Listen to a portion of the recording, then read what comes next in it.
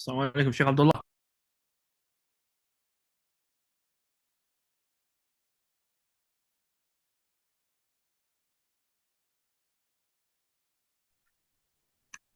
وعليكم السلام. نعم، تبدأ إن شاء الله. طيب الآن أحسن أو قبله؟ إيه الآن أحسن. الآن أحسن، الصوت أحسن. أيوة نعم. طيب طيب آه التسجيل بدأ ولا لسه؟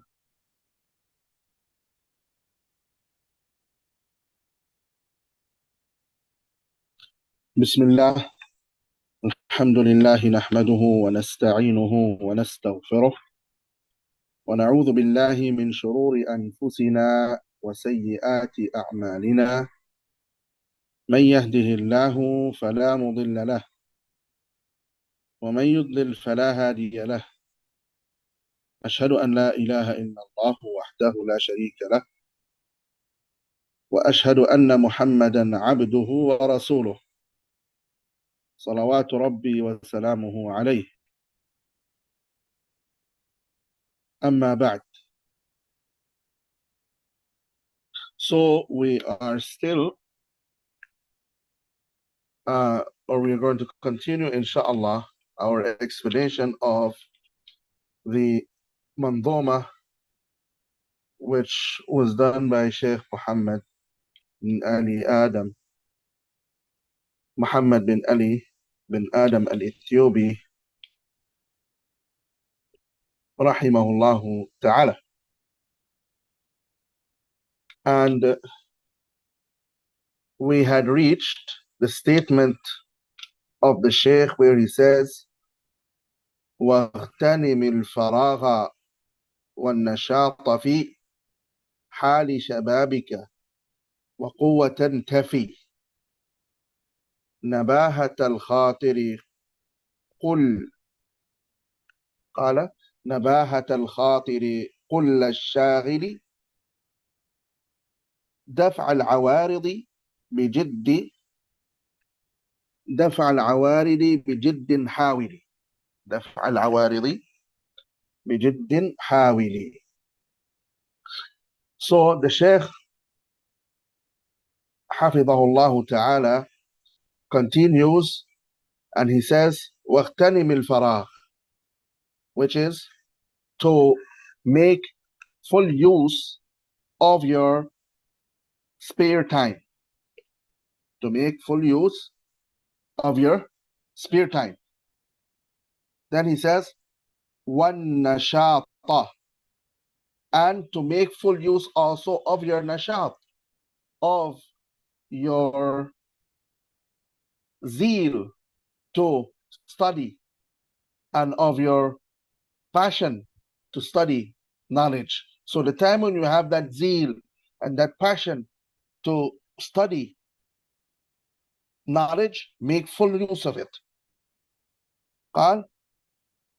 Also, he says, especially fi hali shababika, especially when you are in the age or in a young age, when you are young, fi hali shababik, wa quwwatan tafi, and when you have full strength, when you have full and complete strength, when you're not sick, when you're in your full strength, when you are at your full strength, when your body is healthy.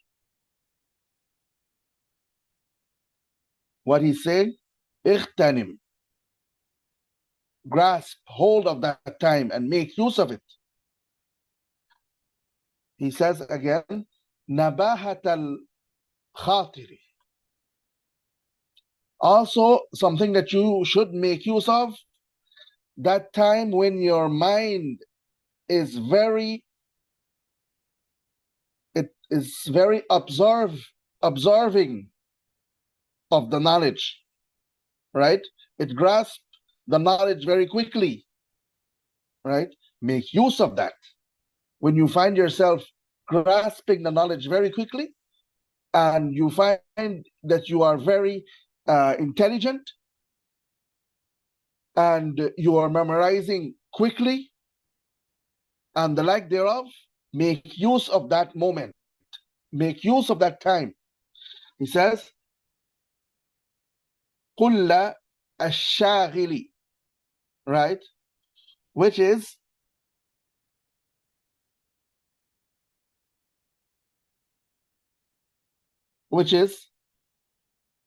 little. Shaghil means things that would busy you, right? So when you have things, little things that are not little amount of things that busy you, make use of that, right? Because there may be a time when you would have a lot of things that would busy you and you would not be able to seek knowledge as you want. You would not be able to seek knowledge as you want. So he says, قُلَّ الشَّاغِلِ دَفْعَ الْعَوَارِضِ بِجِدٍّ حَاوِلِ. And he says also, make use of the time when the things that would stop you, يعني العوارض is that which كل مانع منعك من الشغل وغيره. That everything that prevents you from doing and from being busy with what you want to be busy with, right? Which is, in this case, knowledge, right? So the absence of the awarid, things that would be in your way in seeking knowledge, make use of that, because there may be a time where you may be sick, for example. Your health might not be that good, and because of that, you would not be able to seek knowledge as you want, right? Then he went on to say, بِجِدٍّ حَاوِلِ. Make use of this, make use of all of these things with jid, with seriousness, and with serious striving. With serious striving. So you should strive very hard to make use of these things that he mentioned before. So that is another adab of the student of knowledge, that he make use of these moments. The student of knowledge make use of his free time. The student of knowledge make use of his zeal and his wanting to do more good and his wanting to study more knowledge. The student of knowledge make use of his shabab, his youth. The student of knowledge make use of his strength. The student of knowledge also make use of the time when he observes information a lot, right? He makes use of that. He also makes use of the time when he is not busy, right? When he has, and he also makes use of the time when there are not awarib that would stop him. There are not things that would stand in front of him seeking knowledge, right? Then the Shaykh went on to say, قال أمير المؤمنين عمر تفقهوا من قبل أن تصدروا. تفقهوا من قبل أن تصدروا.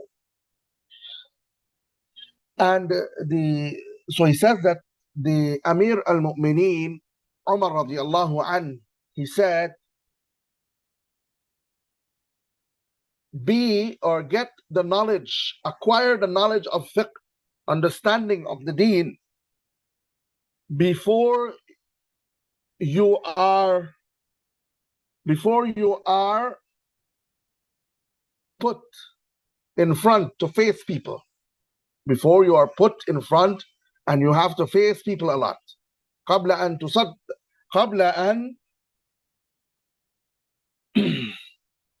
تصدروا.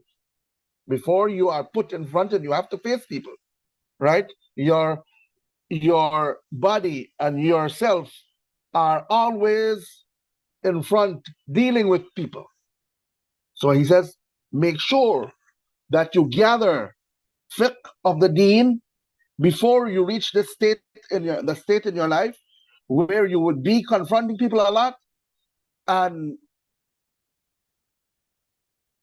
that would busy you from gaining fiqh as you want to, right? So if you have the fiqh in the deen at that time, then you would be implementing the fiqh whilst dealing with the people. So, and the statement which is the Shaykh is referring to, the statement of Umar radiallahu an, which is in Sahih al-Bukhari, تفقهوا قبل أن تسودوا. تفقهوا قبل أن تسودوا. يعني seek the knowledge of fiqh and gather the knowledge of fiqh before you are sada, before you are people who are looked up to and looked up to in society. Okay, for example, you are the minister or something else. You are the minister or the amir, the ruler, or the principal of a school or whatever, right? So before you reach that stage, or a judge, for example, or the like thereof, before you reach that stage where you are dealing with people and where you are looked up to, and where you're looked up to in society, gather the knowledge of fiqh. And Shaykh Ibn Uthaymeen, rahimahullah, he said in this regards, أنت لنفسك ما لم تعرف. He said that it is said that you are for yourself as long as you are not known. So you could do anything and you would have a lot of time, and because you are for yourself, because you're not known, so nobody cares about you, right? So he said, أنت لنفسك ما لم تعرف. You are for yourself as long as you're not known. فإن عرفت فلست لنفسك فأنت للناس. He says, but if you are known,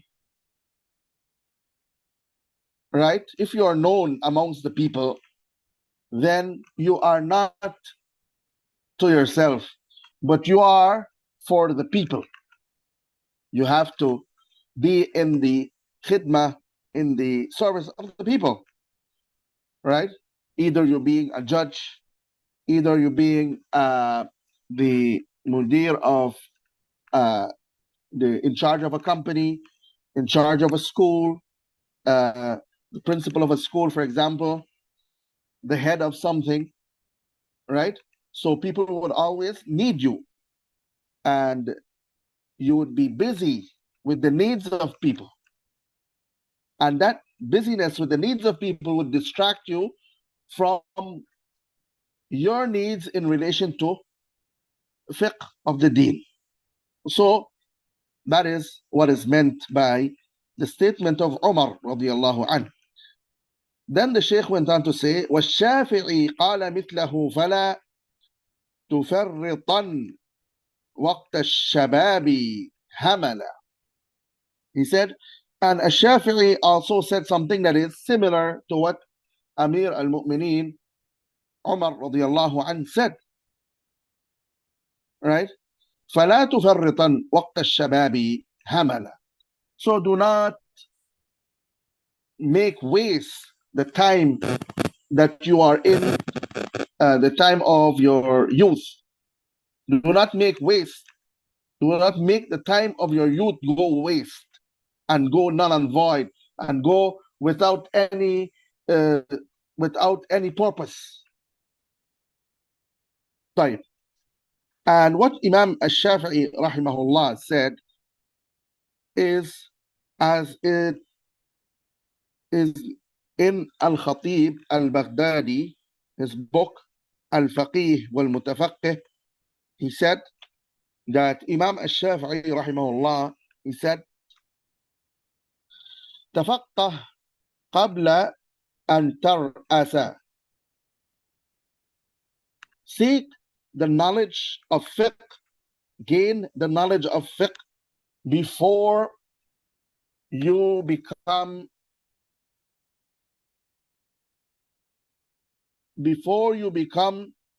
ahead of something. Before you become ahead of something. Before you become in charge of something. قبل أن ترأس. فإذا رأست فلا سبيل إلى التفقه. He says, because if you become ahead of something, ahead of a company, ahead of a school, ahead of a district, whatever it is, a judge, whatever it is, the imam of the masjid, for example, he says, فَإِذَا رَأَسْتَ, if you gain these positions, right, فَلَا سَبِيلَ إِلَى التَّفَقُّهِ, then there is no way that you would gain that fiqh that you so much need, right? فَلَا سَبِيلَ إِلَى التَّفَقُّهِ. There is no way to seeking the knowledge of fiqh and gathering the knowledge of fiqh. He says, then the Shaykh went on to say, and this is, like for example, you would find a lot of the scholars who became qudat, who became judges, they, because of their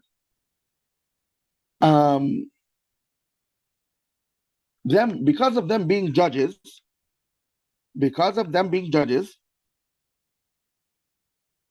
they could not spend a lot of time in relation to teaching the people, right? So Shaykh al-Zamil رحمه hafidhahullah, he mentions that his father, because of him being busy by being a judge, right, although he has a lot of knowledge, and although he was with us until lately, rahimahullah ta'ala, but his father is not well known because he did not sit and teach the people. And why was that? Because he was a judge. So he was a judge, so he was always busy dealing with the affairs of people and dealing with different problems in the community. And because of that, he could not sit to teach people a lot, right? And a lot of judges, you would find that that is what happened to them. They get busy with being judge and with the amount of cases that they have to look into, etc., etc., and they would end up not having a lot of students, and likewise, right? So this is what Imam al-Shafi'i and the Sahaba Umar radiallahu anh is alluding to, radiallahu anhum. Then the Shaykh went on to say,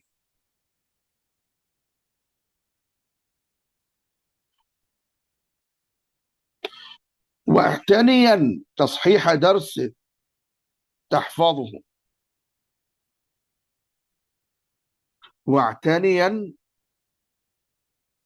تصحيح درس تحفظه. تصحيح إتقان بشيخ يحفظه. So he says, a next adab from the adab of the student of knowledge, and this adab is in relation to his dars. Remember, we have different types of adab. This adab is in relation to his dars. So the Shaykh is saying واعتنيا تصحيح درس تحفظه. Pay special attention in correcting the lesson that you're going to memorize,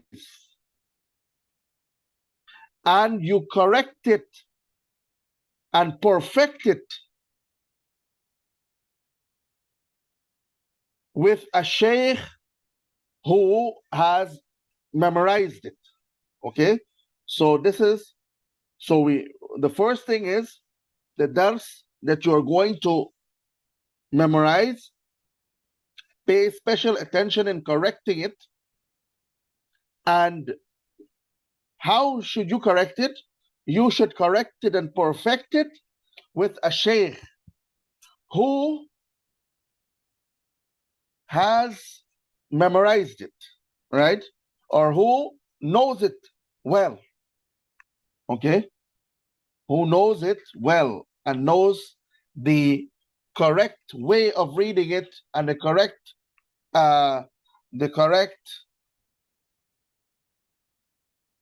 way of reading it, and also knows the correct nuskha, the correct copy, right? The correct copy, knows the mistakes that are normally made in reading that specific text, for example, right? Or knows the mistakes that are in the text in some other prints, for example. So you would read it to a scholar who knows the text inside out, and you would correct it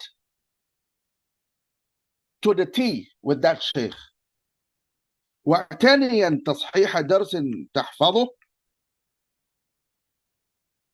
تصحيح إتقان بشيخ يحفظه، ثم التزم تكراره ليثبت. And then after you memorized that portion of the dars, of the lesson that you took on the sheikh, right? After that,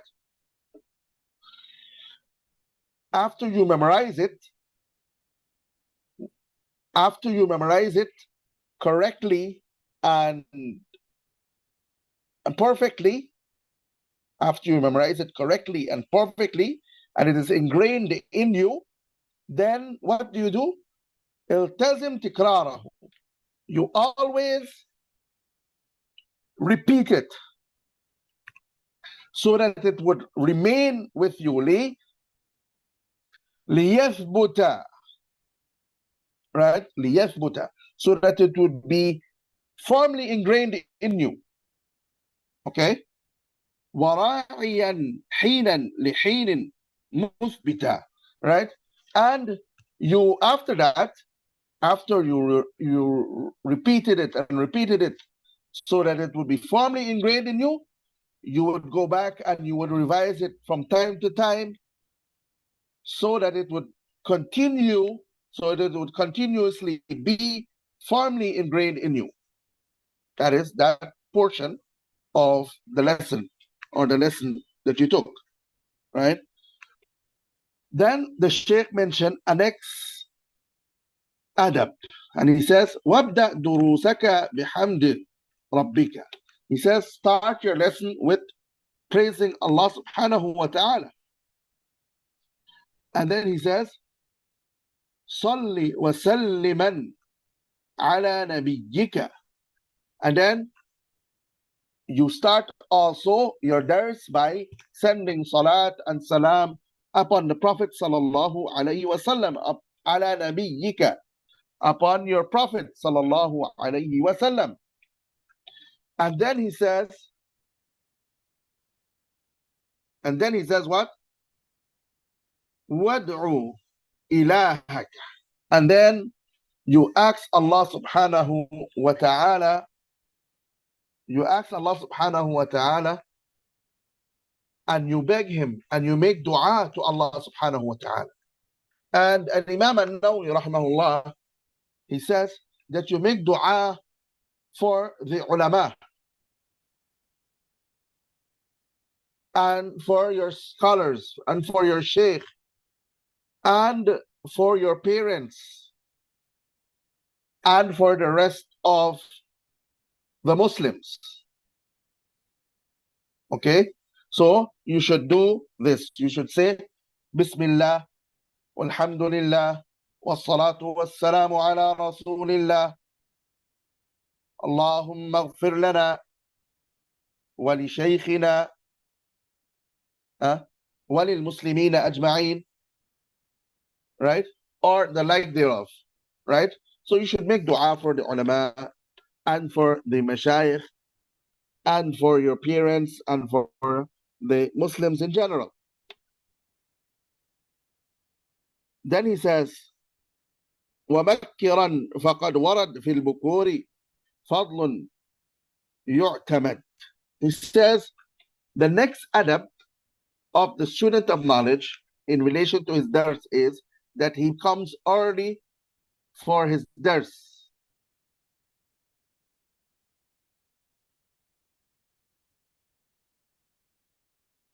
Right? And that he comes early for his dars.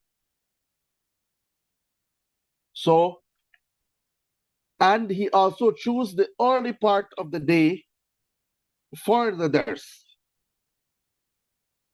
Right? The early part of the day for the dars. So, like for example, after Fajr, if you have a dars after Fajr, you come early for the dars, and you start your dars early in the morning. And he says, why is it that you start early? He says, Allahumma, because of the hadith of the Prophet ﷺ, Allahumma barik li ummati fi bukuriha. That, oh Allah,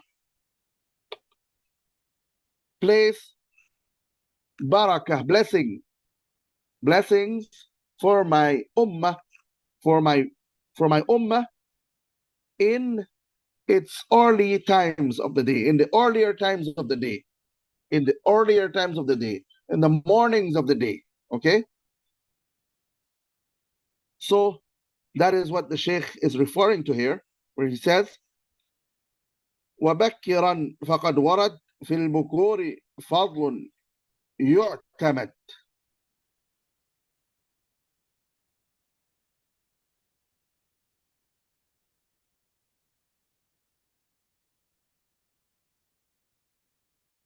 Then the Shaykh went on to say,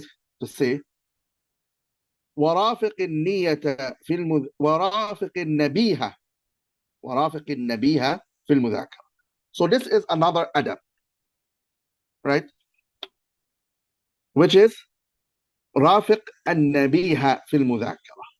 That you should have a person who would be with you when you revise your dars,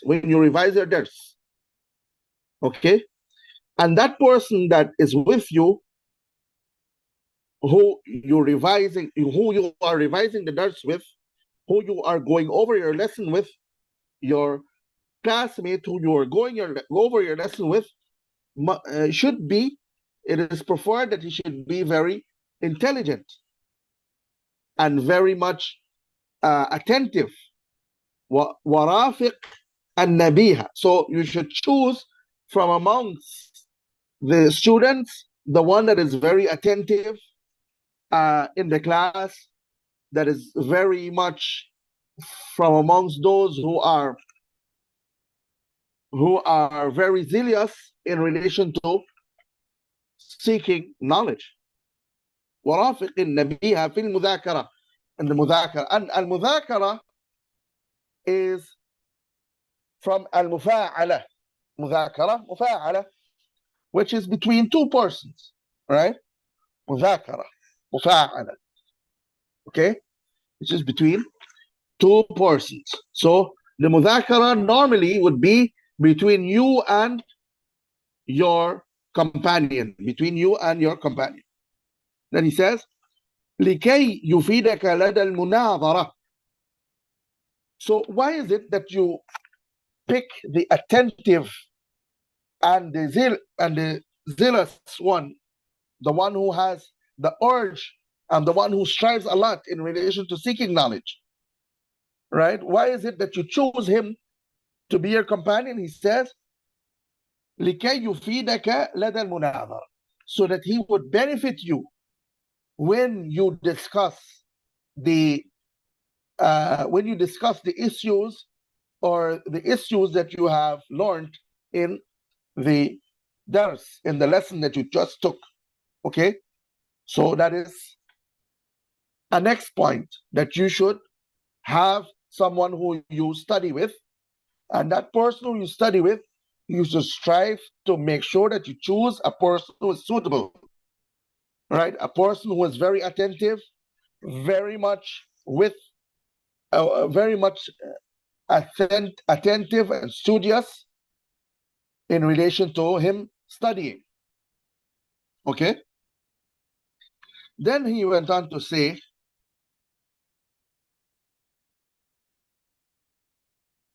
قال الخطيب أفضل المذاكرة يكون في الليل لدى المسامرة.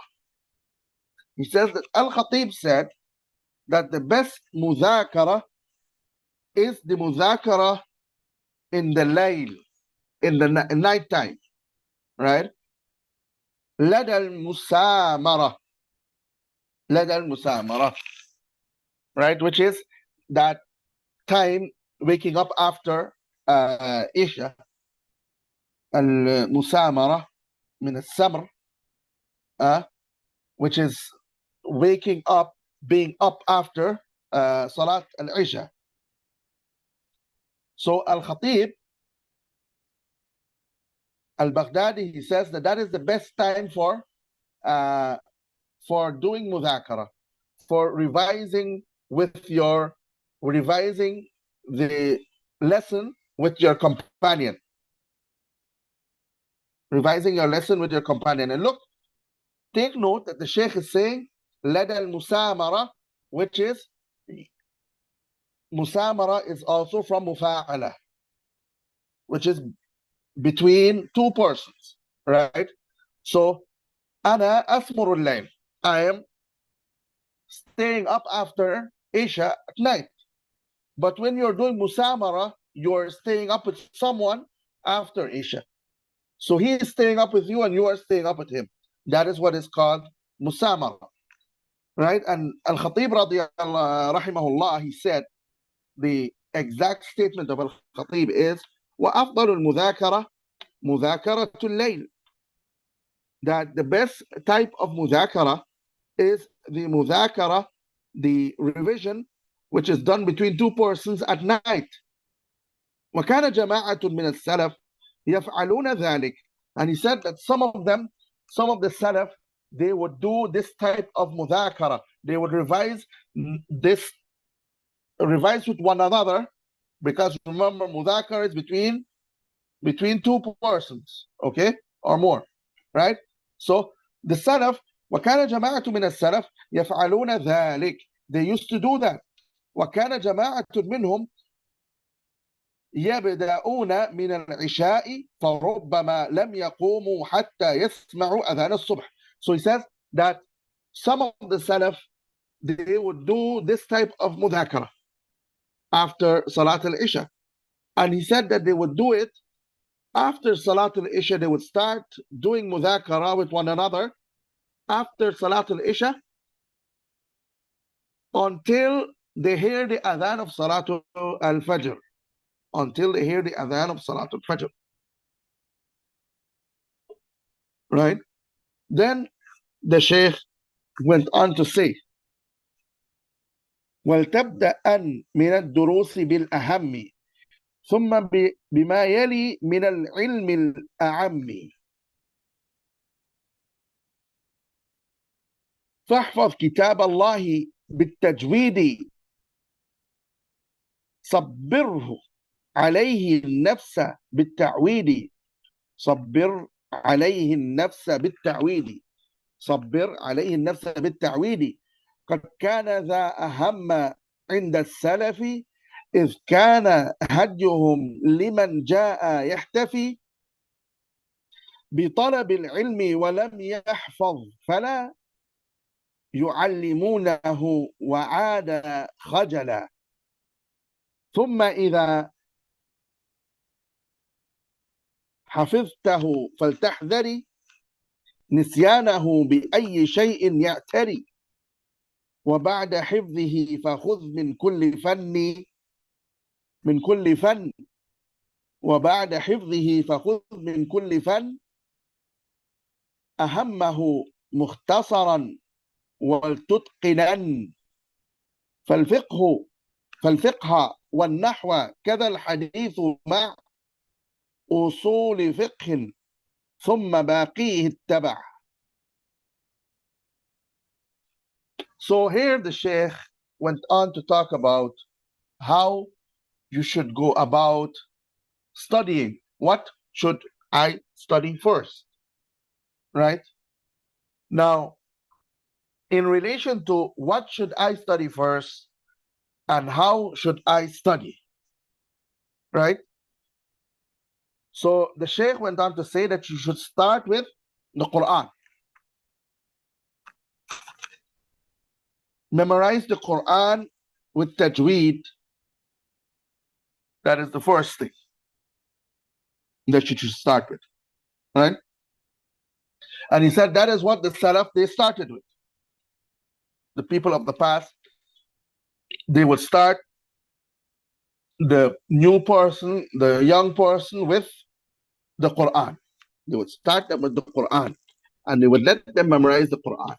Now that is, now in relation to what should we start with, right?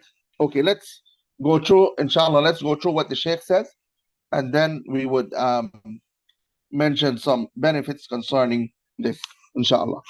So he says, start with the memorization of the Quran with tajweed. Then he says, صبر عليه النفس بالتعويد. And then he says, make yourself patient by getting accustomed to it. Make yourself patient by getting accustomed to it. يعني to memorizing the Quran with tajweed. Okay? Then he said, قد كان ذا أهم عند السلف. So he says that that was very much important, or the more important thing with the Salaf, the predecessors. Then he said, إذ كان هديهم لمن جاء يحتفي.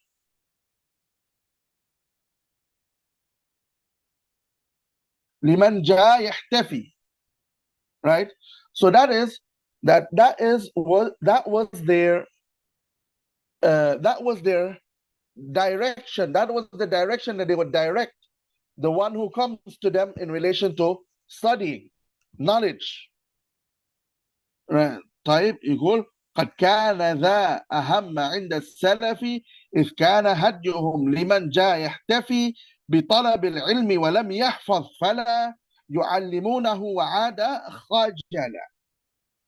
Right? So he's saying that for the student of knowledge that comes towards the scholar, from amongst the Salaf, and he did not memorize the Quran, right? He's coming toward this and he wants to seek knowledge, but he has not memorized the Quran. Then what they would do? He's coming. Remember, إذ كان هديهم لمن جاء يختفي بطلب العلم ولم يحفظ فلا يعلمون. They would not teach him knowledge, and he would return very much in a shy manner, right? And he would have to memorize the Quran and then come back and seek knowledge from them. So they would direct him to the memorization of the Quran. If you have not memorized the Quran, then go and memorize the Quran and then come and seek more knowledge. Okay? Then come and seek more knowledge. So he says, قد كان ذا أهم عند السلف, that memorization of the Quran with tajweed was very important with those who went before. إذ كان هديهم لمن جاء يختفي بطلب العلم ولم يحفظ فلا يعلمونه. Right? So if someone comes to them and he doesn't memorize the Quran, then they would not teach him. وعاد خجلا يعني, and he would return in a very shy manner. ثم إذا حفظته فلتحذري. So he says after that, when you have memorized the Quran, you have already memorized the Quran, then be aware. Be aware of forgetting the Quran. فلتحذري نسيانه بأي شيء يعتري. Right? Be it whatever that comes in the path of remembering the Quran, take hold and make sure that you strive to remember the Quran, right? And firstly, strive to remember the Quran firstly, and then you deal with other things, right? As an Imam an-Nawawi rahimahullah, he says,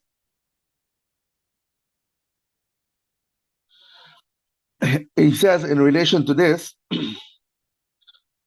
in relation to what the Shaykh says here, وينبغي أن يبدأ من دروسه على المشايخ وفي الحفظ والتكرار والمطالعة بالأهم فالأهم, that it is upon the student of knowledge that he read in relation to, that he start from his lessons on his Shaykh, that he start with in relation to memorizing and looking over and repeating, that he start with the most muhim, the most important, and then the lesser important. And then he says that the first thing that they start with is وَأَوَّلُ مَا يَبْتَدِئُ بِهِ حَفْظُ الْقُرْآنِ الْعَزِيزِ, is the memorization of the Quran. فَهُوَ أَهَمُّ الْعُلُومِ, for verily it is the most important of knowledge. وَكَانَ السَّلَفُ لَا يُعَلِّمُونَ الْحَدِيثَ وَالْفِقْهَ إِلَّا لِمَنْ حَفِظَ الْقُرْآنِ. And those who precede us from the scholars, they would not teach hadith and fiqh to the one who does not memorize, except to the one who memorized the Quran. Except to the one who memorized the Quran. So they would not teach a person if he doesn't memorize the Quran. If a person doesn't memorize the Quran, they would not teach him. Okay? وَإِذَا حَفِظَهُ, and if the person has already memorized the Quran, then that person, that student of knowledge, should beware that he pay attention to hadith and fiqh at the expense of the Quran. Meaning that he's paying so much attention to hadith and fiqh now that he starts forgetting the Quran. Right? So here Imam an-Nawawi rahimahullah is saying you should be balanced. Remember that the Quran is very important, and your memorization of the Quran is very important, and your keeping the Quran is very much important to you. Okay? So that is also what the Shaykh is alluding to here, where he says وَبَعْدَ حِفْظِهِ فَخُذْ مِنْ then where he says ثُمَّ إِذَا حَفِظْتَهُ فَلْتَحْذَرِ نِسْيَانَهُ بِأَيِّ شَيْءٍ يَعْتَرِي. Right? In relation to anything that comes in the way of you remembering your Quran, be careful. Don't make it distract you from your revision of the Quran, from your memorization of the Quran, etc. Okay. Then the Shaykh went on to say, he said, وَبَعْدَ حِفْظِهِ فَخُذْ مِنْ كُلِّ فَنٍّ أَهَمَّهُ. Right? So he says, after memorization of the Quran, then you take from every subject, right? You take from every subject, or you take the most important from every subject. And so he says, فَخُذْ مِنْ كُلِّ فَنٍّ أَهَمَّهُ, the most important, مُخْتَصَرًا, right? And you also take mukhtasar. So the subject, you take the most important subject, and then you take a summary of that subject. You take a summary of that subject. So you take the most important subject, and then you take a summary of that subject. وَالْتُتْقِنَنْ, and then you do itqan, you be proficient concerning that subject. So if you study, for example, fiqh, you would be proficient of the book that you study. You would know it, memorize it from cover to cover. You would know how to explain it from beginning to end. You would know all of the masail, the issues that are in it, okay, etc., etc. Right? So you would understand that in a proficient manner. So he says, وَالْتُتْقِنَنْ, and then he says, فَالْفِقْهُ. So you start with fiqh, and then nahu, and then hadith, and then usul al-fiqh, ثم باقيه التبع, and then other than the other different types of knowledge follows. Okay, then the other different types of knowledge follows, right? So in relation to this mas'ala, which is seeking knowledge and how you should go about seeking knowledge, right? As he said, that one should start with the memorization of the Quran. Now, I would put the people into categories, right? So, for example, for a young person who starts seeking knowledge from a very young age, no doubt he should start by memorizing the Quran, and he should not get involved with any other type of knowledge except the memorization of the Quran. And when he finished the memorization of the Quran properly, then he would go on to the other different types of knowledge. Okay, so that is a person who starts from a very young age, from 6 years old, from 5 years old, 6 years old, 7 years old.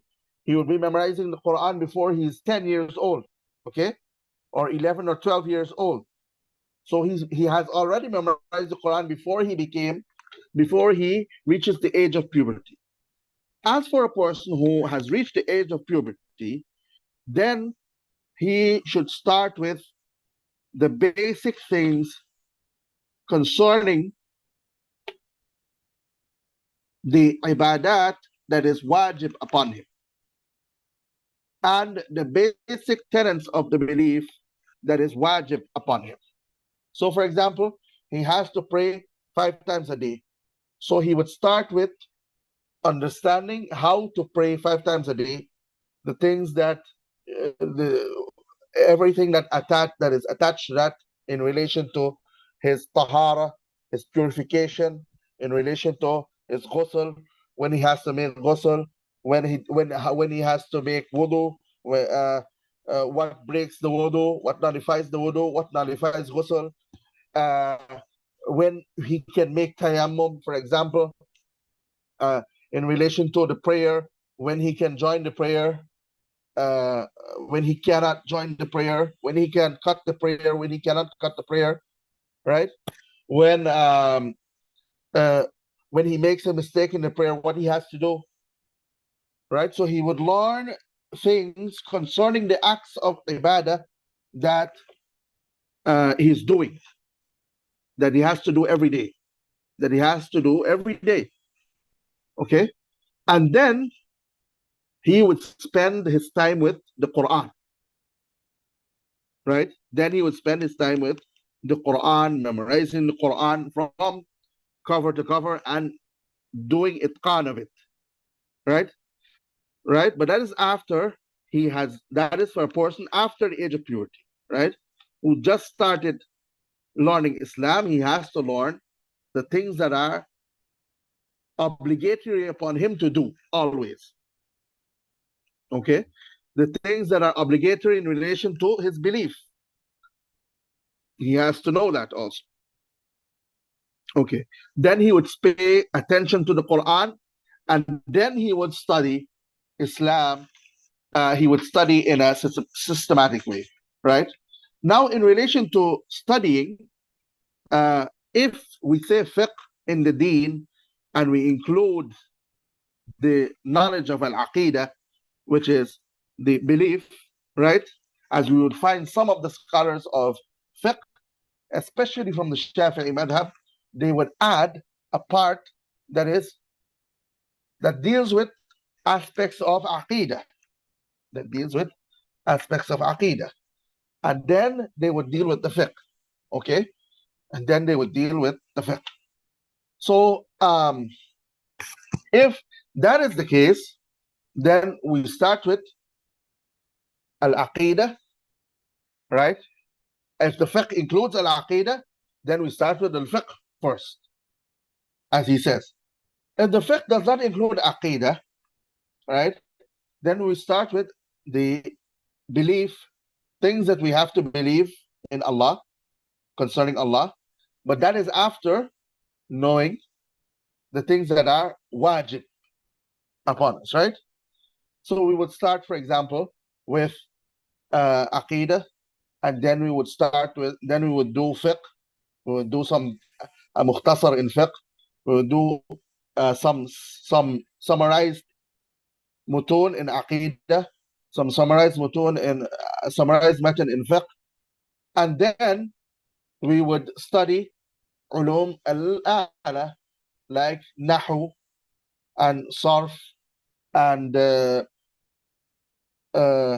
usul al-fiqh and mustalah al-hadith and stuff.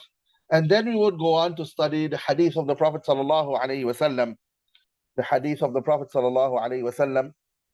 and the tafsir of the Quran, and like that, right? So, for example, in aqidah, we would start with, like, for example, thalathat al-usul, because it has the main tenets of Islam in it. Then we would maybe study al-Qawaid al-Arba'ah, right, which is another very fruitful book and deals with very important points concerning shirk. And then we would study also Kitab al-Tawheed and al-Aqidah al-Wasitiyah, right? Or we could study, instead of Kitab al-Tawheed and al-Aqidah al-Wasitiyah, we start with Sulam al-Wusul by al-Imam al-Hakami, rahimahullah ta'ala, Hafiz al-Hakami, rahimahullah ta'ala, which is Sulam al-Wusul, which is a summary of what is in al-Aqidah al-Wasitiyah and what is in Kitab al-Tawheed, a summary of it, okay? And it has other things also, but it's a summary of that. So maybe we could study that is Sulam al-Wusul. And for fiqh, for example, if you are from the Hanbali madhab, for example, you study Adab al-Mashi lis-Salah by Shaykh Muhammad Ali Adam, ta'ala. And then you can study Umdatul Fiqh or Furu'ul Fiqh, and then Umdat al-Fiqh, right? These are, or Nazm al-Jali li al-Fadfari, Anwar al-Fadfari. That's also a good book to start with. Or Akhsar al-Mukhtasarat, also a good book to start with in the fiqh of the Hanbali madhab. After Adab al-Mashi lis-Salah, or if you skip Adab al-Mashi lis-Salah, you also have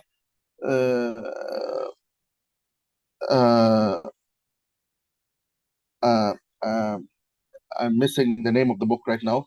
Anyways, so these are some of the books, like, for example, in fiqh, you will start with a mukhtasar, like Mukhtasar al-Khuqir, or Akhsar al-Mukhtasarat, or Umdat al-Fiqh, right, and the like thereof. And then after that, you would study Zad al-Mustaqni' or Dalil al-Talib and then after that you would study al-Muqni', and then you would go up and up until you would study, for example, al-Mughni, which is before al-Mughni, al-Kafi, and then al-Mughni, right? Al-Kafi, you would study the different riwayat of the madhab, and then you would have al-Mughni, where you would study the difference in relation to the difference of opinion amongst the scholars, right? So like that in relation to fiqh, right?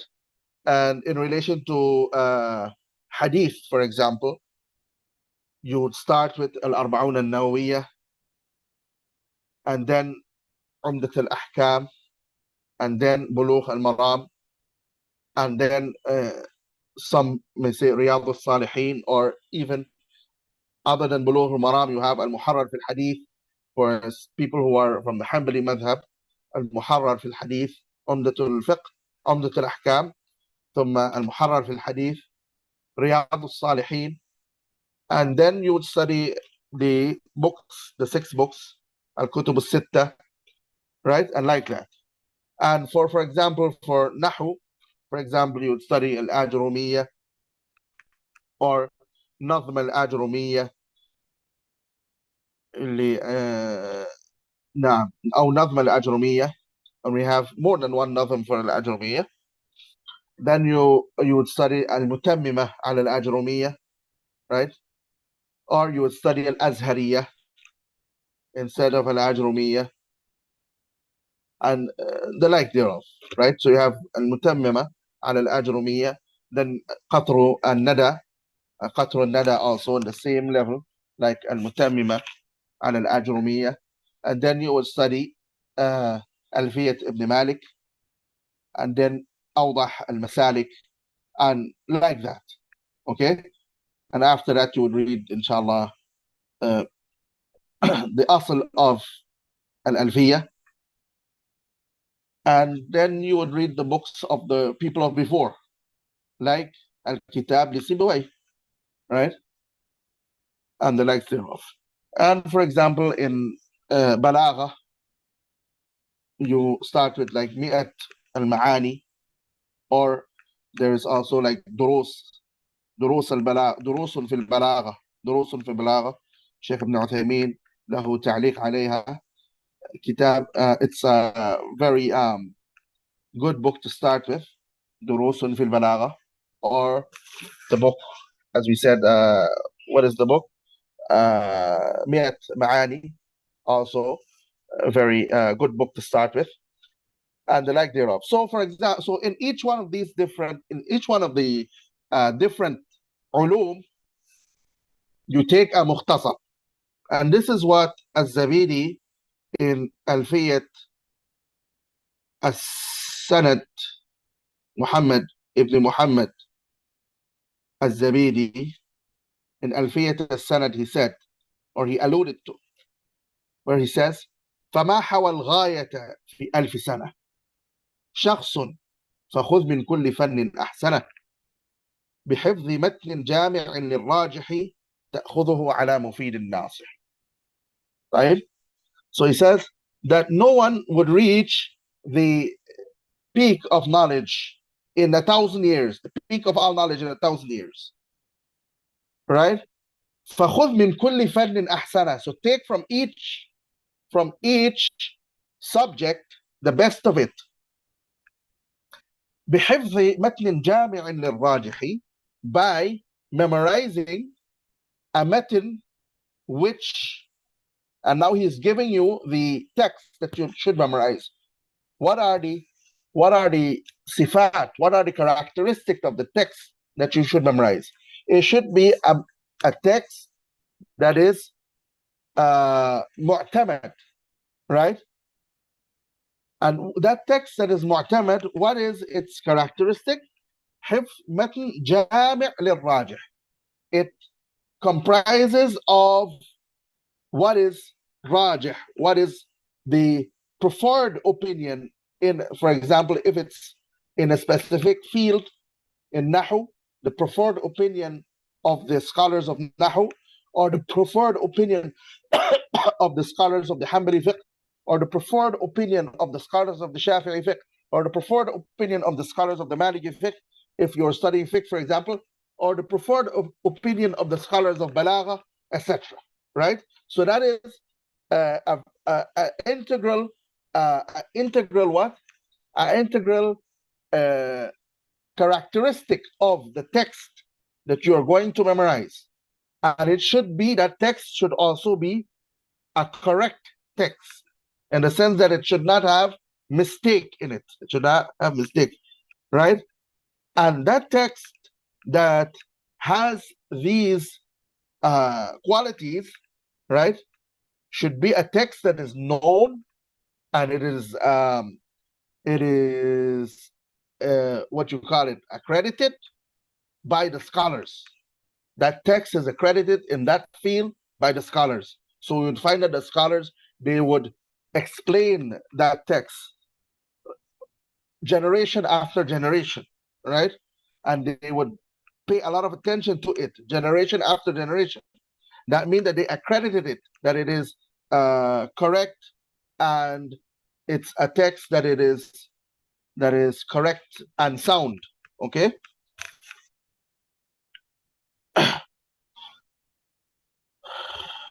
Okay, so that is in relation.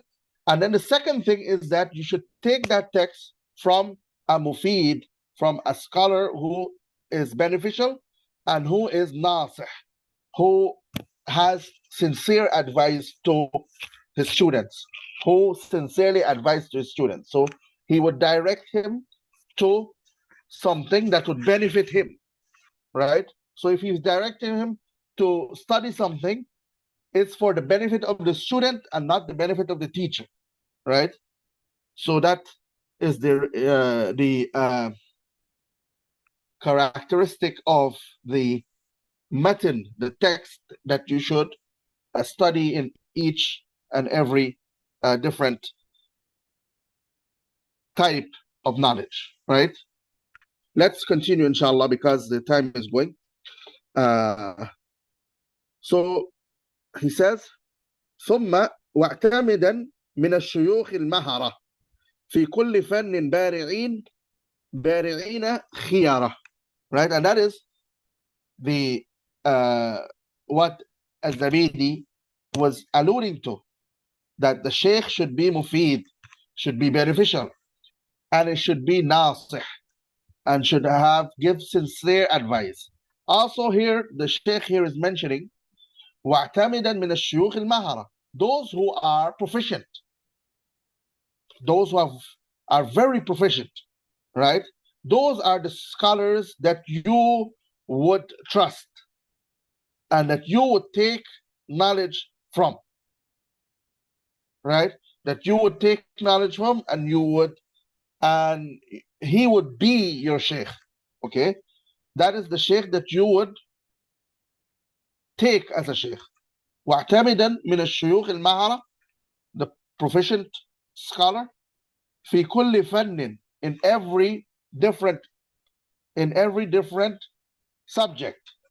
You look at the mahara, the proficient scholar in it.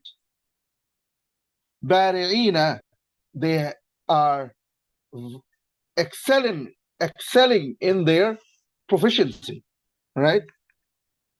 And they are good. خيارة, they are good and wholesome people. ثم إذا أتقنت ذا فانتقل. And then when you finish from one sheikh studying one knowledge, you go and you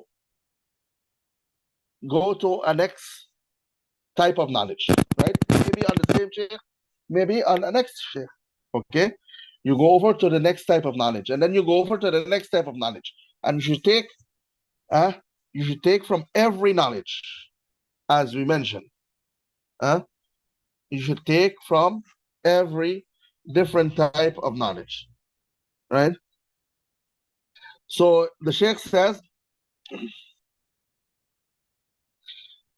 as the Sheikh, as Zabidi mentioned, in ألفية السند فخذ من كل فن أحسنه. Take from every different subject, right, the best of it, right? So, and the best of it, and the khulas of it, the gist of it. Then he says, واجتهدا, then he says, ثم إذا أتقنت ذا فانتقل. So if you have full command over that knowledge that you took from that sheikh, then فانتقل, then go over to للكتب الكبار. Oh, so if you have full command of the different knowledge that you took from your sheikh in relation to the different subjects that you dealt with, right? In every area you have already taken a mukhtasar, a concise book, and you have studied it well and profoundly and memorized it well, then what he says, what شيخ عبد الله شيخ عبد الله هناك نعم كان في صوت لكن الحمد لله ذهب. Okay. So it's clear now? واصل it's clear. Okay. So then he says, ثم إذا أتقنت ذا فانتقل للكتب الكبار حتى تكمل. So if you finish studying the important issues of every different subject that you need to study in Islam, in knowledge, then what do? Then you go over to the bigger books.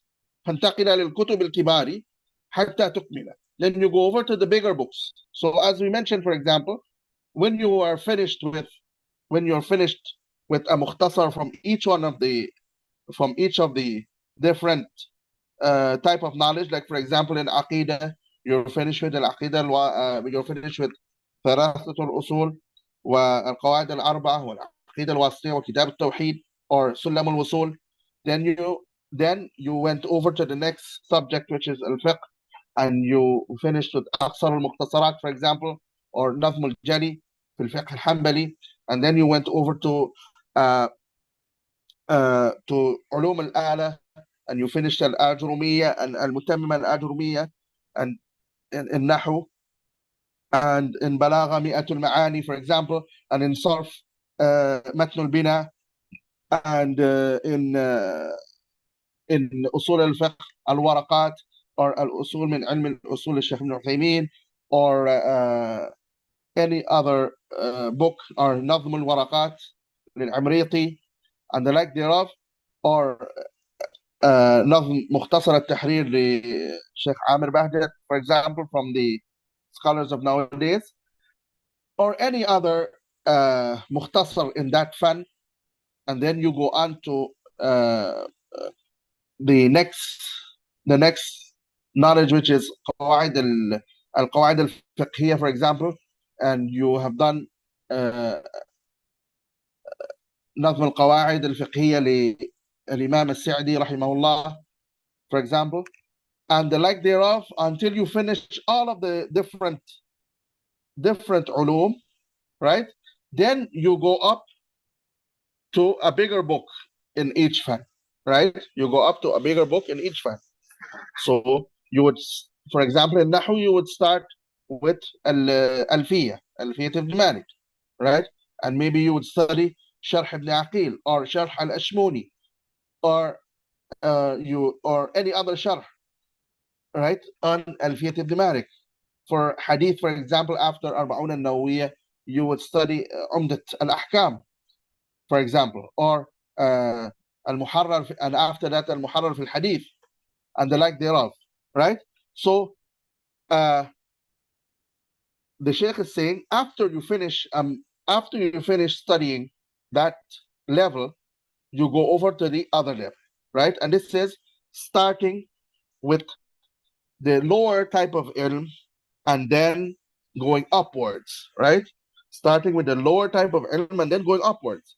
That is the way of the scholars. They would teach the people the sigar al-ilm, the small parts of knowledge, before they teach them the bigger parts of knowledge, right? They would teach the people the small parts of knowledge before they teach them the bigger parts of knowledge. A next point to note is that the Shaykh here mentioned something in relation to how to study the knowledge. So this point is very important. I did pay attention to it when I was explaining. That is, should you study more than one subject at a time or not? Right? According to what the Shaykh is saying here, and what Imam an-Nawawi mentions in his Majmu', the better thing is to study one subject matter at a time. One subject matter at a time. Right? But if someone finds in himself the ability to study more than one subject at a time, then he should, right? And Imam an-Nawawi rahimahullah, he said that if you can read the same subject and the same matan, the same text on more than one alim at the same time, right, then you should do that. So for example, if you can study al-Ajrumiyyah under 3 different scholars at the same time, right, then you should do that. That is what he mentions in al-Majmu', right? So so yes, so what is it? Yes, so in relation to studying, should we study more than one subject at a time? The better thing in relation to studying, as most of them, they would a lot of scholars allude to the fact that the better thing is to study one subject at a time, so that you could grasp that subject in a more complete and wholesome way, right? And this is what some of the this is what some of them used to say. They would say, وَإِن تُرِدْ تَحْصِيلَ فَنٍّ تَمِّمَهُ, right? That if you want to have good command of a subject matter, then complete it. وَعَنْ سِوَاهُ قَبْلَ الْإِنْتِهَاءِ وَعَنْ سِوَاهُ قَبْلَ الْإِنْتِهَاءِ. And in relation to the other different types of the different subjects, you put a hold to it. وَعَنْ سِوَاهُ قَبْلَ الْإِنْتِهَاءِ. Right? So you put a hold to the other types of subjects until you're finished from that subject. Okay? Then it is said, وَفِي تَرَادُفِ الْعُلُومِ الْمَنْعُ جَاءَ. And studying more than one type of knowledge at the same time, right? He says that it is prohibited, right? And then he gave an example for that. He said, إِن تَوْأَمَانِ اسْتَبَقَا لن يخرجا. إن توأمان استبقا لن يخرجا. طيب? He says that if two twins were to try to come out the same time, they would not come out. One of them have to come out and then the other one. Likewise, you study one type of knowledge first, and then you study the other one, and then you study the other one, and like that. But if you find that you are able to gather and study more than one type of knowledge at the same time, then la ba's, then there is no problem in that, inshallah, right?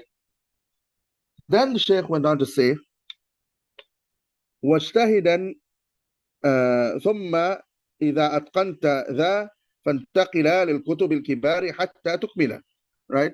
that if you have made itqan, if you are proficient of what you have studied before from each subject, right? Then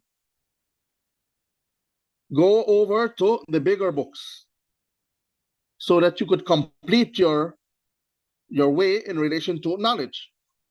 Then he says, وَاجْتَهِدًا فِي دَرْسِهَا مُعَلِّقًا. And he says, make severe ijtihad in its lesson, taking notes of the precious things that are mentioned in the lesson. مُعَلِّقًا نَفَائِسَ الدَّرْسِ, the precious things of that lesson. وَخُذْ مَا يُنْتَقَى, and take from that lesson, that which is chosen from the explanation of the Shaykh, right? So that is the first thing. So when in your dars, you take notes of the precious gems of that class that you have, and you take that which is وَخُذْ مَا يُنْتَقَى, take that which is chosen from it. وَحَلْ قال وَحُلَّ مَا يُشْكِلُ. Right? So now what you also have to do is find solution for problematic issues concerning the lesson, right? So if there is something that is problematic in the lesson, something that is not that clear or is ambiguous, right? Make sure you gather, you don't let it go.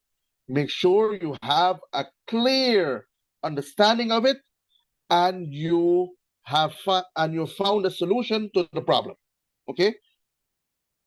وَحْرِصًا, the next adab here, also in the dars, in taking this dars, this lesson, وَحْرِصًا عَلَى, that you pay heed in writing, وَحْرِصًا عَلَى كَتْبِ الْفَوَائِدِ, in writing down the benefits. And then he says, وَجُهْدُكَ بْذُلَ, right? And strive and give a lot of your juhd in this regard. Give a lot of your struggle in this regard. Okay? Then he says, وَأَرْشِدِ الرُّفْقَةَ لِلْفَوَائِدِ. وَأَرْشِدِ الرُّفْقَةَ لِلْفَوَائِدِ إِيَّاكَ وَالْبُخْلَ مِنَ الْعَوَائِدِ. Right? Then he says, and guide and show your companions, rufqa, right? Guide them and show them the benefits. So if you come across a benefit that they haven't come across, then you should show them those benefits that you have come across, right? Guide them to it. He says, إِيَّاكَ وَالْبُخْلَ مِنَ الْأَوَائِدِ. Right? So be aware of being greedy and not giving out these benefits. Not giving out these benefits. So you're being greedy with the benefits and the precious gems of that lesson. Don't be greedy. Give it freely, right? Like some of them, when if they take notes, they don't want to give their notes, right? For example, don't be like that person who doesn't want to give it, who doesn't want to share his notes with his fellow students, right? They will say like, oh,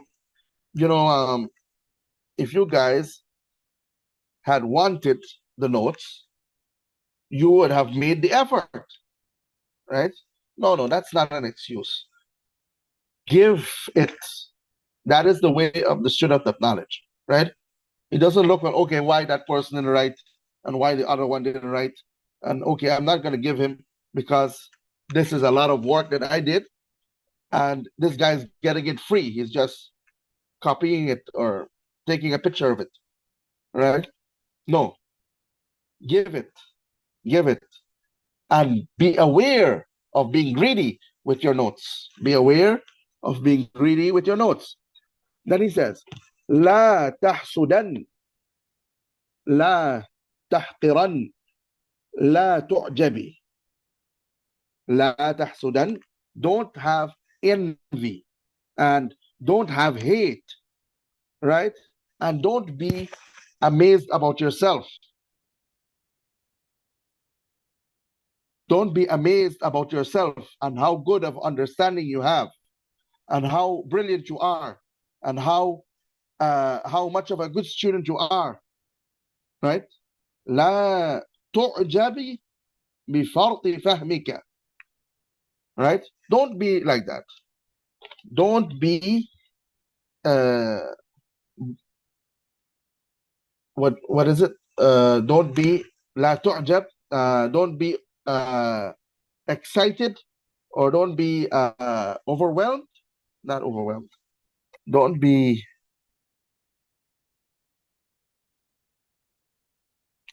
feel great. Okay, that's the meaning really. Don't feel great. Don't be overwhelmed. Don't feel great because of what you have gained from knowledge, or because what you have from understanding, what you have gained from understanding. Don't be like that. Why? He says, وَإِلَّا تَعْطَبِي, right? That if you do that, if you do these things, if you fall into these things, if you are envious, if you are hateful to your student, to your fellow colleagues, if you feel very good and very proud about your understanding and your knowledge, etc., and if you feel like that and you have that feeling in you, what happens? It would destroy your knowledge, right? It would destroy your knowledge. So be aware, okay? وإلا تعتبي. طيب. Then the Shaykh went on to say ثم إذا امتثلت ما مضى وقد نضج علمك وفضلك انتقد. ثم إذا امتثلت ما مضى وقد نضج علمك وفضلك اتقد. نعم, وفضلك اتقد. He says that if after you have done all that we have mentioned before from the adab, and you have gained so much of knowledge, and you have gained the knowledge, right? And you have done all of that we mentioned before. إذا امتثلت ما مضى, that we have mentioned before, وقد نضج علمك, and your knowledge has become ripe and ready and fully grown.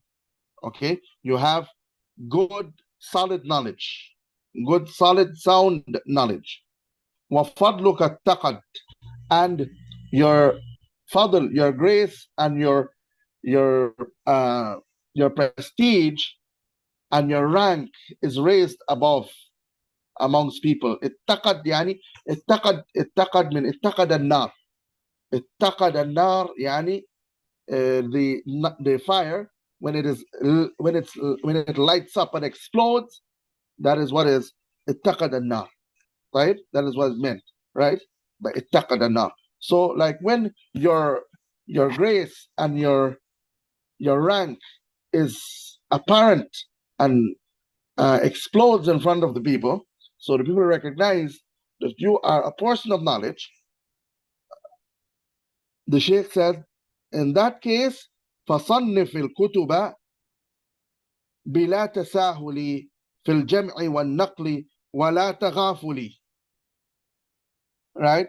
Then author books.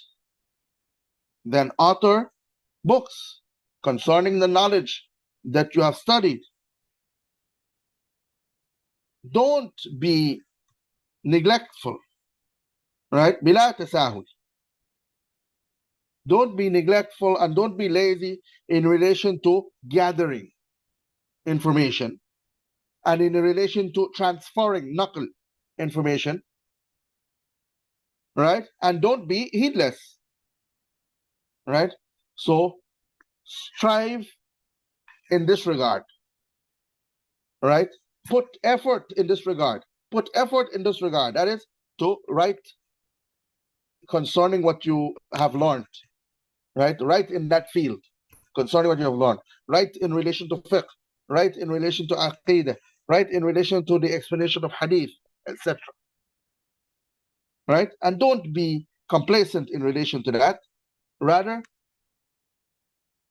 strive and put together and transmit واجتنب الركيك في العبارة, and stay away from faulty construction of sentences في العبارة, or weak construction of sentences, right?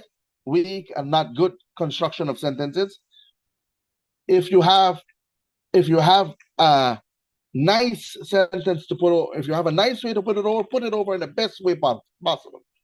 Don't put it over in a very low and not clear way. Okay, so stay away from the rakik, from the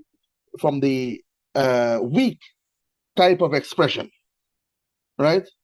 Weak and low type of expressions.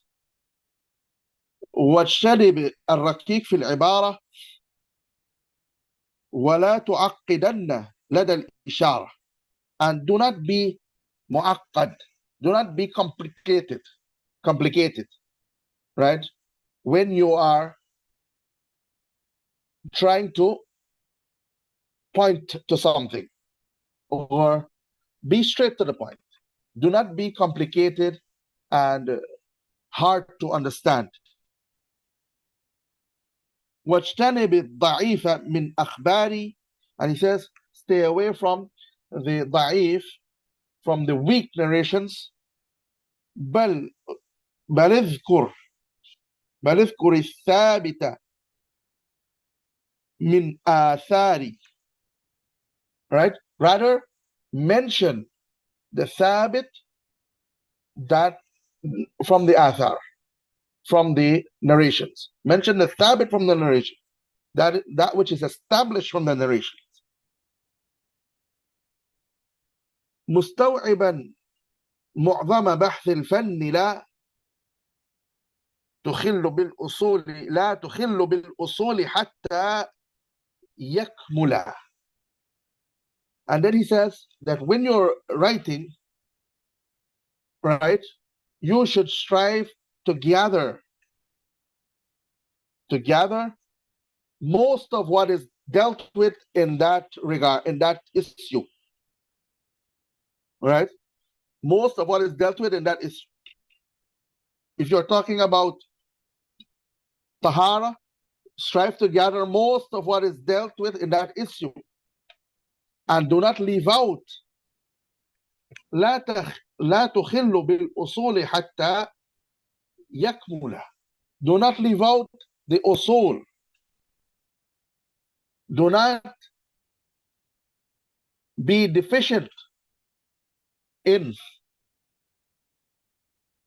the usul of what you are talking about, in the main points, or the main things that are supposed to be mentioned.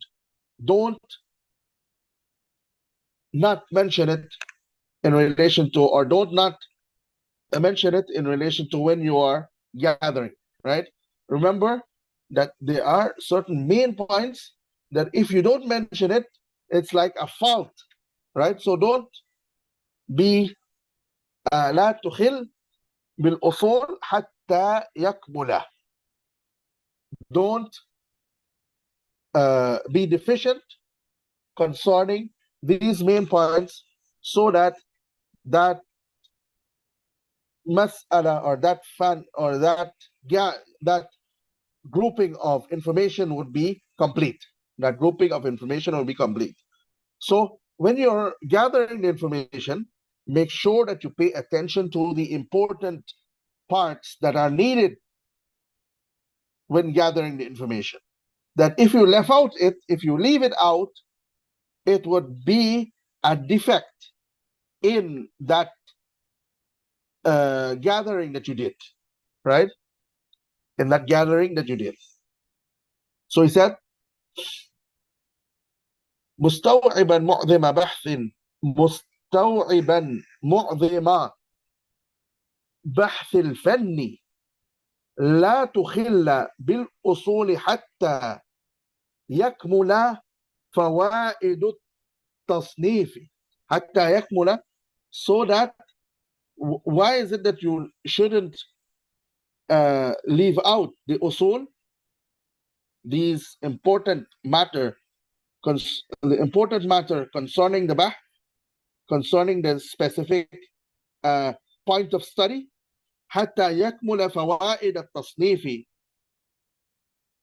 right? So that the fawaid of tasnif can be complete. Because if you leave out important integral parts when you're gathering information, you leave out important and integral parts of that information, of that mas'ala, of that issue, then you would not gain these fawaid that he's going to mention, these benefits that are gained by compiling and putting together books. So he says, حتى يكمل فوائد التصنيف أن تطلع على حقائق العلوم جمعة. So he says, the first fa'idah is that you would come across and you would be able to read and to look up the reality of all of these knowledge, right? All of the knowledge that you're studying and that you are doing a bahth, you're doing a study of, you would come over, or you would understand the reality of it. You would understand the reality of that knowledge, right? You would come across the truths of that knowledge. نقول وكشف ما يكون منها مشكلة. And he says, and from amongst the other fa'idah of uttering in the way that he mentioned, is that you would also make apparent and make clear the mushkil, the troublesome areas, right? So you'd make clear, and that would become very clear. The troublesome areas in relation to every subject would become clearer. وَحَلْ مَا يَجِيءُ مِنْهَا مُعْضِلًا. And you would find a solution for things that are ambiguous and things that are not figured out by many. Okay? You would come across, or you would find a solution for those mu'dil, for those things that are ambiguous and not clear to many. Also, from the fawaid of tasnif in this way, in the way that the Shaykh mentioned, where you gather all the information, etc. تمييز معرفة المذاهب المعتبرة. You would know the madhahib, the different madhahib, which is the different ways of, in any knowledge, that are mu'tabar, that are legit and recognized by the scholars. And you would know it, these different ways and these different opinions, with the proof for each one of them. Okay? With the famous proofs for each one of them. طيب. Then the Shaykh went on to say, تمييز راجح من المرجوح لكونه أبين في الوضوح. I have to hurry here because the time is catching up with me. طيب. So he says, تمييز الراجح من المرجوح. Also, another benefit is that you would figure out the correct opinion from the incorrect opinion. The more correct opinion from the incorrect opinion. لكونه أبين في الوضوح. That is because you would realize that the correct opinion is more clear in relation to its correctness and its rightness. Right? Then he says, the next benefit is, which is the sixth one, ويرتقي به عن الجمود. And you would move away from holding on to or blindly or no matter what following. الجمود يعني ويرتقي به عن الجمود في تقليد مذهب إلى الحق الوفي. Right? So you would remove yourself from blindly following a madhab. Right? Because you have reached that level of ijtihad. So when the haqq becomes clear to you, you would go to the side which is more correct. Okay?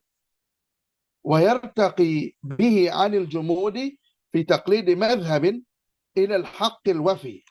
Right? To the haqq. So you go towards the correct and most upright opinion or madhab. فيلحق الأئمة.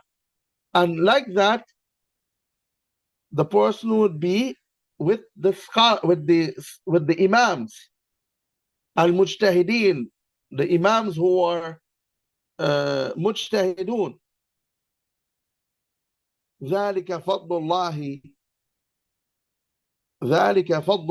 That is from the fadl of Allah subhanahu wa ta'ala, from the grace and the mercy and the bounty of Allah subhanahu wa ta'ala. The one who hadi al-muhtadeen, the one who guides those who are guided. Then he said, يخلد ذكره بلا نهاية. That the mujtahid, the scholar who reaches this level, right? يخلد ذكره بلا نهاية. That his name would be remembered without ending.